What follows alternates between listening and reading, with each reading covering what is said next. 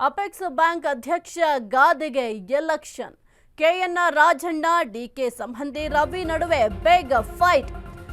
Apex bank ಅಧ್ಯಕ್ಷ ಗಾದಿಗೆ election. K N Rajanna DK ಸಂಬಂಧಿ ರವಿ ನಡುವೆ ಬಿಗ್ ಫೈಟ್. ರಾಜಣ್ಣ ಬೆನ್ನಲ್ಲೇ ಅಖಾಡಕ್ಕೆ ಇಳಿದ ಡಿಕೆ ಸಂಬಂಧಿ.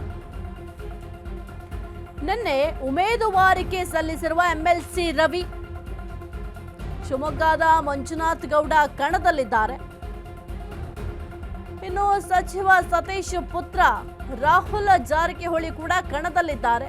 ಇಂದು ಎಲ್ಲಾ ನಾಮಪತ್ರಗಳ ಪರಿಶೀಲನೆಯನ್ನ ಮಾಡಲಾಗುತ್ತೆ.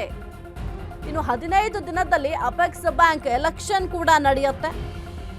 ಅವಿರೋಧ ಆಯ್ಕೆಯೋ ಅಥವಾ ಎಲೆಕ್ಷನ್ ನಡೆಯುತ್ತೋ? ಕುತೂಹಲ ಮೂಡಿಸಿರುವ ಅಪೆಕ್ಸ್ ಬ್ಯಾಂಕ್ ರಣಕಣ. ಸಹಕಾರಿ ಬ್ಯಾಂಕ್ಗಳ ಮೇಲೆ ಕೆಎನ್ ರಾಜಣ್ಣ ಪಕ್ಷಾತೀತ ಹಿಡಿತಾ ಇದೆ.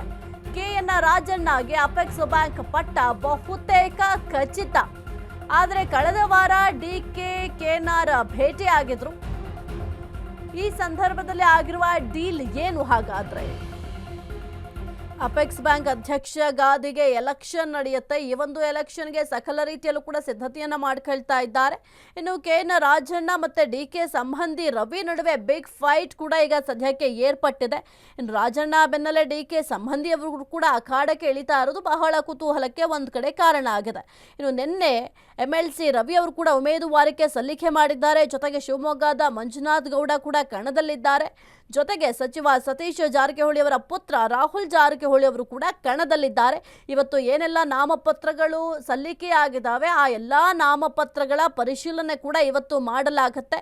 ಇನ್ನು 15 ದಿನದಲ್ಲಿ ಅಪೆಕ್ಸ್ ಬ್ಯಾಂಕ್ ಎಲೆಕ್ಷನ್ ಕೂಡ ಇರುತ್ತೆ. ನೋಡಬೇಕಾಗುತ್ತೆ ಆ ಒಂದು ಎಲೆಕ್ಷನ್ನಲ್ಲಿ ಯಾರು ಗೆದ್ದು ಅಪೆಕ್ಸ್ ಬ್ಯಾಂಕ್ ಅಧ್ಯಕ್ಷ ಗಾದಿಗೆಯನ್ನ ಹಿಡಿತಾರೆ ಅಂತ.